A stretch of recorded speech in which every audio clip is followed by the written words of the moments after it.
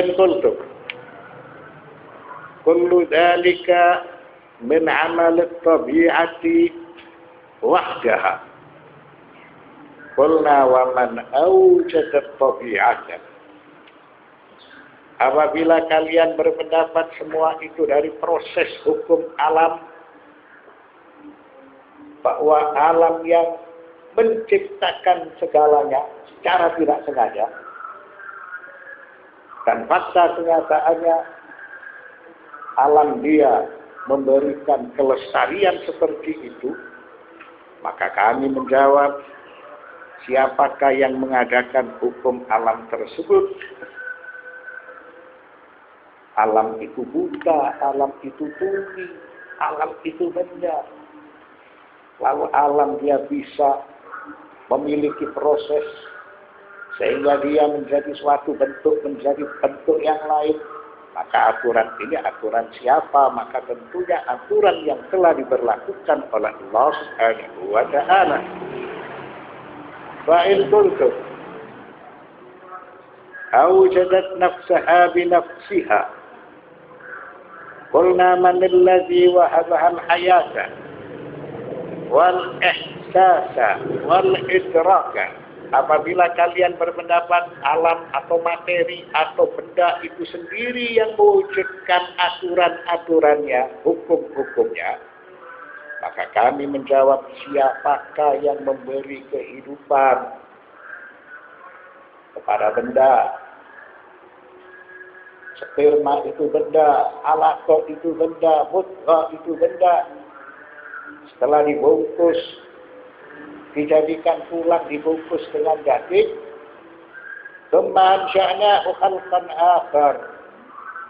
kemudian kami ciptakan, kami temukan dia dengan makhluk yang lain.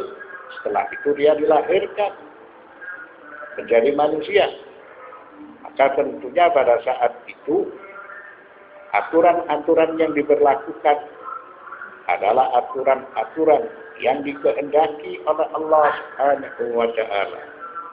Apabila kalian berpendapat alam atau materi atau benda itu sendiri yang mewujudkan hukum-hukumnya, maka kami menjawab, siapakah yang memberi kehidupan, rasa, dan wawasan setelah sperma itu mengalami proses menjadi manusia?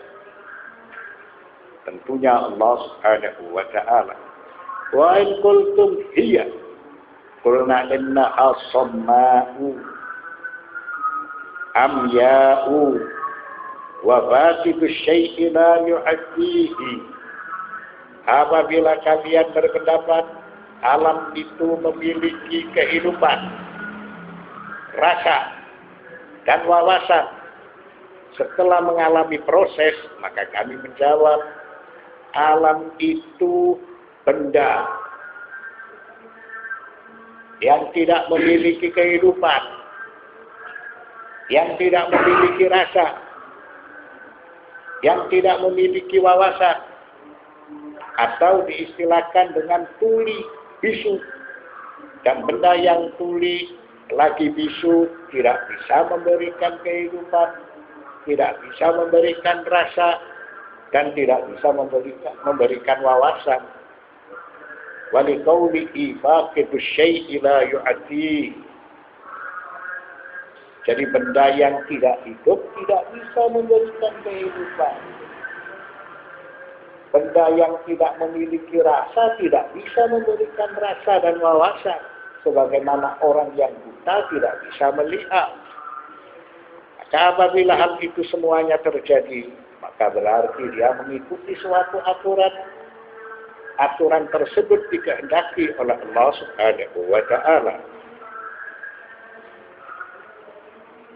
Wa in qultum nashatil hayatu fil madati min ghairi qasd qulna wa alayhi fa inna kalamakum hadha sadara ankum min ghairi qasd. Apabila kalian berpendapat bahwa kehidupan, rasa, dan wawasan itu muncul begitu saja dari benda mati, tanpa perencanaan sebelumnya. Maka kami menjawab sesuai dasar tersebut, maka semua tutur ucapanmu, karena kamu percaya dengan benda itu segalanya, terucap begitu saja tanpa direncanakan sebelumnya. Ay hadza laisa bima'qulin.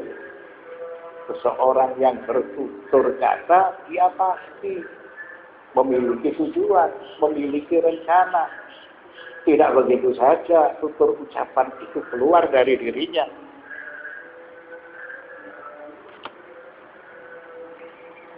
Innal aqla la yastasiru ayya tafsirin lil hayati wa nizamil kauni illa bi'illatin fa'ilatin aqilatin wujidat min ghairi fa'il. ولا يمكن الارتقاء في سلسلة العلل إلى ما لا نهاية وإلا لم يكن للوجود عين ولا أثر. Kembali kepada hukum akal, akal tidak diperbolehkan untuk berpendapat bahwa kehidupan dan keteraturan di alam semesta, kecuali kehidupan dan keteraturan itu berasal dari illatun fa'ilatun aqilah. Jadi apabila kita melihat kehidupan, berarti ada yang menghidupkan. Apabila kita melihat alam ciptaan ini tertib teratur, berarti ada yang menertibkan dan ada yang mengatur. Maka itulah yang diyakini oleh akal. Berasal dari illatun fa'ilatun aqilah, yaitu suatu sebab yang memberikan kehidupan dan keteraturan. Siapakah dia? Ialah Allah Subhanahu wa ta'ala, yang menciptakan, yang mengatur, yang merawat, dan dia sebagai puncak dari segala sebab. Ialah sebagai illatun fa'ilatun aqilah. Dan setelah itu sebab-sebab tersebut bergulir sehingga tidak memiliki keberakhiran. Maka ini sama dengan daurun wa tasalsulun. Apabila tidak kembali hukum sebab dan akibat itu kepada Allah, dan tidak menjadikan Allah sebagai puncak dari segala sebab, maka ini kembali kepada daurun wa tasalsulun. Daurun, dia dalam waktu yang sama sebagai sebab dan akibat. Itu tidak dibenarkan oleh akal. Atau dia akan terus-menerus bergulir, tidak mengenal keberakhiran. Maka itu disebut dengan tasalsul. Daurun wa tasalsulun, keduanya ditolak oleh akal. Maka harus kembali kepada puncak segala sebab.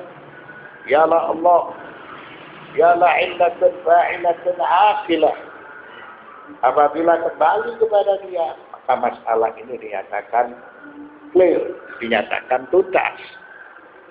Dia sebagai sebab dari seluruh wujud keberadaan.